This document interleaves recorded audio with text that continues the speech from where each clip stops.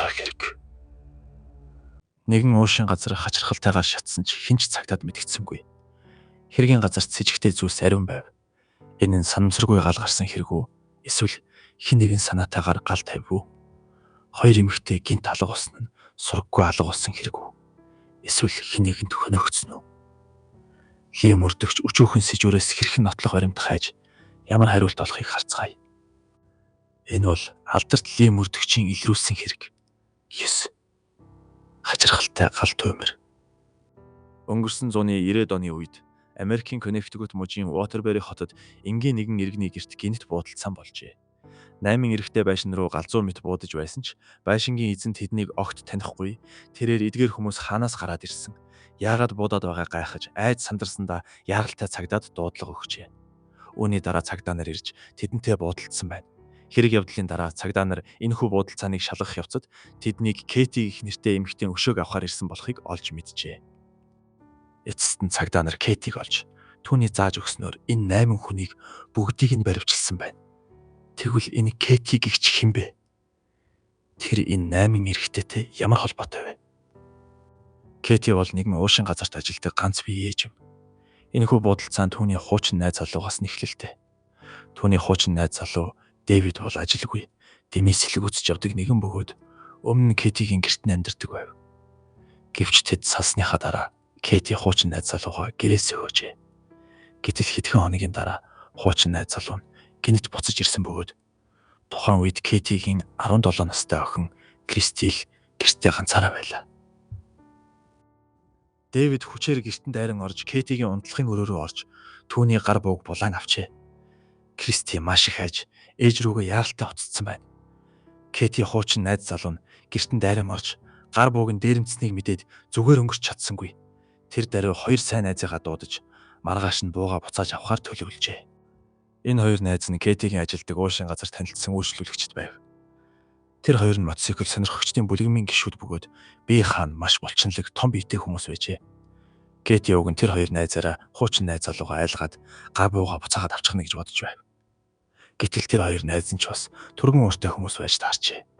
Хуучин найз залуу дээр нь очиод 2-3 үг солилцоогүй байтал хоёр тал шууд л зодон хийж эхлэв. Хуучин найз залуу Дэвид нь хэдийгээр өдөржин дэмий сэлгүүцэж явдагч зодон зохиондоо муугүй байсан тул гар буу авахар ирсэн хоёр эрийг хэд зохиод л унахчихжээ. Ингээд тэр хоёр Кэтигийн хуучин найз залуугийнхаас арай хийж шившгтэйгээр зугтсан байна. Маргааш нь тэр хоёр болсон явдлыг бодох тусам маш ихээр доромжлуулсан мэт санагдаж мотоцикл ундаг бүлэгмийнхээ 6 сайн найзаа дуудан өшөө авахар явжээ. Нийт 8 хүн мотоциклээ хунаж сүр дуйлантайгаар Кэтигийн хуучин найз залуугийн гэрт ирээд юу ч хэлэлгүй шууд л байшин руу буудаж эхэлсэн байна. Гэвч энэ үед уг 8 хүн байшингаа андуурсан гэдгээ мэдсэнгүй.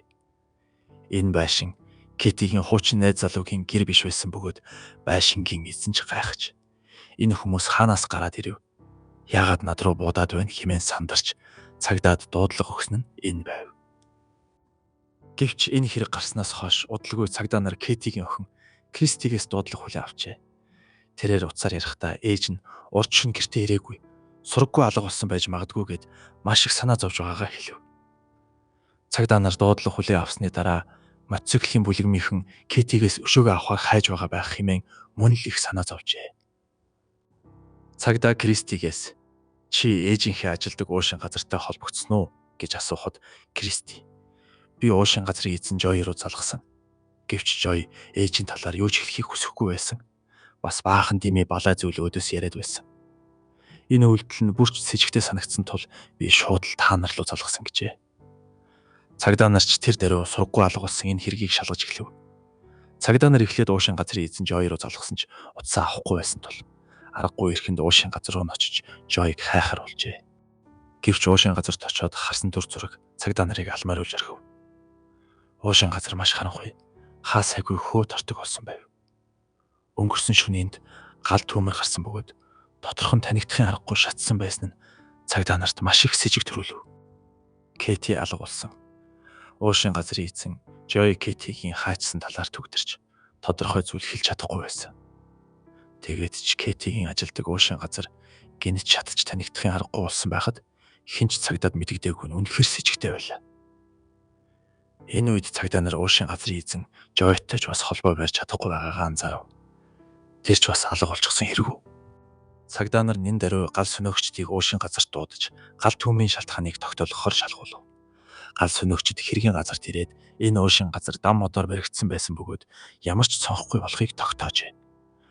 Гал гарсны дараа хангалттай хүчил төрөгч байгаагүй тул галын ирж тийм ч ширүүн байсангүй.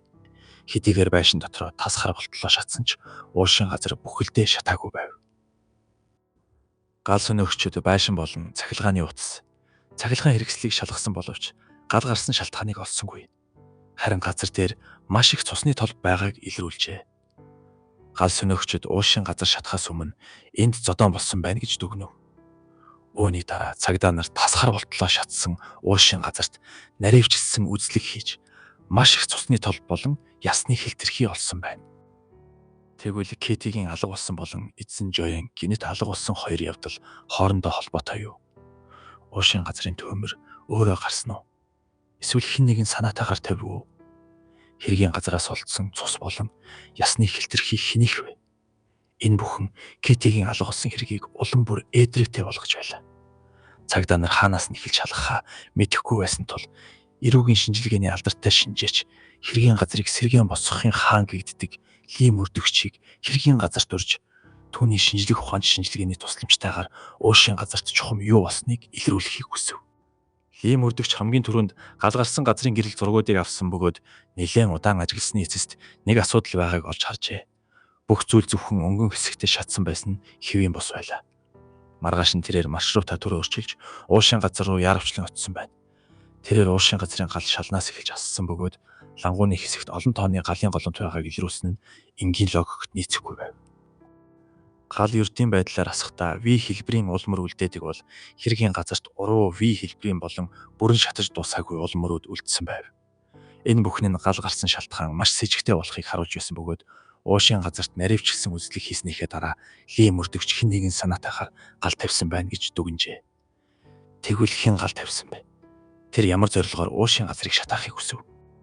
Ли мөрдөгч үүний дараа хан, тааз, лангуу, сандал зэргийг шалгав. Эцэст нь нэгэн шалны модон дээрээс сэжүүр олсон бөгөөд Ли мөрдөгч тэндээс үс цусны толб мөн ясны хэлтэрхий олжээ. Эцэст нь Ли мөрдөгч шалыг тэр чигтэн зүсэж аваад эрүүгийн шинжилгээний төв рүү авчран дээр нь байж болох өчүүхэн жижиг нотлох баримтуудыг хэсэгчлэн маш жижигээр дэлгэрэнгүй нэгтлэн шалгасан ба тэрээр модон хавтан бүрийг дугаарлсан байна.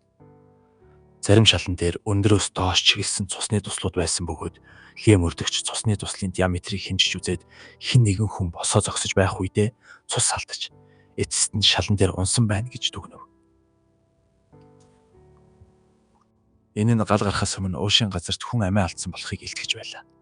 Учир нь их хэмжээний төмөр гарсан үед цогцны доод хэсэг шатлгүй үлдэж хүний хэлбэртэй мөр үлдээдэг. Гэвч уушийн газрын шалан дээр ийм хэлбэр гараагүй тул Ли мөрдөгч гал гарахаас өмнө хэн нэгэн цогцыг чирч гаргасан байна гэж дүгнжээ. Тэгвэл хохирогч хэн бэ? Сургаггүй алга болсон Кети юу? Эсвэл уушийн газрын эзэн Жой юу? Яг энэ үед Ли мөрдөгчд цагдаагийн газраас чухал сэжүүр өгсөн дуудлага ирлээ. Цагдаа утсаар хэлэхдээ нэгэн хурдны замын ойролцоох ой модон дотор мөрөн дээрээ ганц цэвэрт буюу юникорны шивэстэй цагаан арьс эмхтэн цогц олдсон гэж мэдэгдэв. Энэ Кетигийн мөрөн дээрх шивэстэй яг таарч байсан ба. Кетигийн охин цогцыг таньснаар энэ нь гарцаагүй түүний ээж мөн болох нь нотлогдов. Кетигийн үхлийн шалтгаан нь толгойд нь туссан бууны шарх байсан бөгөөд сургаггүй алга болсон хэрэг хүм амныг хэрэг болж ховров. Энэ үед уушийн газрын эзэн Жойн сураг гараагүй л байлаа. Тэр амьд уу? Эсвэл аль хэдийн алагдсан уу? Уушийн газар дахь цусны толб Кети хүү? Эсвэл Жойх уу?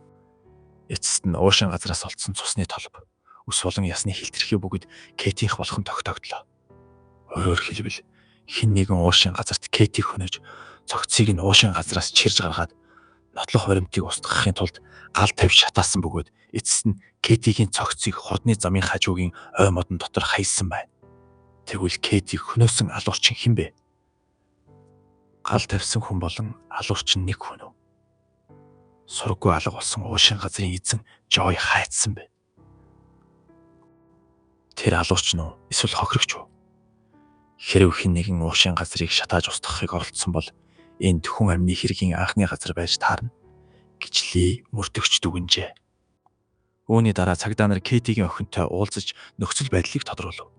Жой болон Кэти нар олон жилийн сайн найзууд байсан бөгөөд Жойн хоёр охин Криститэй ахлах сургуулийн нэг ангийн найзууд байжээ.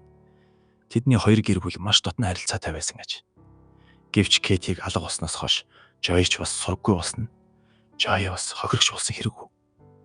Дараа нь цагдаа нар Жойн хоёр охиноос тэдэнд Нью-Йорк хотод амьдардаг нэг авга ах байдгийг олж мэджээ. Цагдаа нар Жойн охтын өгсөн хаягаар Нью-Йорк руу явсан бөгөөд тэндээс Жойг олж тэр даруй цагдаагийн хилцэд авчран байцаалд авчээ. Гэвч Жой ямар ч асуулт асуусан тодорхой зүйл мэдэхгүй, хэлэхгүй, санахгүй байна гэж хариулж байв. Эцэст нь цагдаа нар Кэтигийн цогц олдсон гэдгийг хэлэхэд Жой сая нэг сэтгэлээр унаж маш чангаар уйлан мэддэг бүх зүйлийг цагдаа нарт илчилсэн байна. Тэр орой Кэти буудуулах үедээ Жойн уушин газарт байсан бөгөөд Кэтиг буудсан хүнийг цагдаа нарч бас маш сайн таньдаг байв. Тэрээр өнөөх мотоцикл сонирхогчдын бүлэгмийн гишүүн болох Тони гэгч байсан бөгөөд өмнө нь олон удаа гэмт хэрэгт холбогдож шоронд орж байсан гэмт хэргийн түүхтэй нэгэн байжээ. Тэгвэл Кэти яагаад Тонид буудуулах болов? Шалтгаан нь цагдаа нарын санаа зовж байсанчлан мотоциклийн бүлэгмийнхэн болон Кэтигийн хуучин найз залуугийн хооронд гарсан буудалцааны хэргийг Кэти цагдаад мэдээлсэн тул бүлэгмийн гишүүн Тони үүнд өш хонзон санаж явсантай холбоотой байв. Жой мэдүүлснээр тэр шөнө үүрийн 3 цагийн орчимд уушин газарт зөвхөн Тони болон Кэти нар л үлдсэн байв. Тэд хоёулаа Жойн сайн найзууд байсан бөгөөд Жой эртхэн хаагаад тэднийг гэрт нь хөргөж өгөхөөр төлөвлөж байжээ. Гэтэл Жойг ямаа хурааж дэлгүүрээ хаахаар бэлдэж байх үед гинт буундуу гарав. Жой огцон мэргэж хартал Кэти аль хэдийн газар унсан байлаа. Жой яаран очиж "Чи юу хийж байгаа юм бэ?" гэж чангаар хашгирахад Тони ч бас хариу хашгирч "Бүх зүйл Кэтигээс л болсон. Хэрв түүнээс болоогүй бол манай бүлэгмийн хэд баригдахгүй байх байсан" гэд Кэтиг уушин газараас чирж гаргасан байна. Тэрээр гал тавьснаар бүх нотлох баримтыг устгах чадна гэж бодсон ч хамгийн азгүй нь тэр Ли мөрдөгчтэй таарсан юм. Жойн мэдүүлсэн хэргийн үйл явц нь Ли мөрдөгчийн сэргээн тогтоосонтой яг тохирч байлаа. Тэр өдөр Кэти лангууны ард зогсож байхад алуурчин Тони гар буу гаргаж ирээд Кэтигийн толгой руу нэг удаа буудахад Кэти тэр даруй унжээ. Тони лангууны ард орж ирээд Кэти рүү дахин 2 удаа буудсан байна.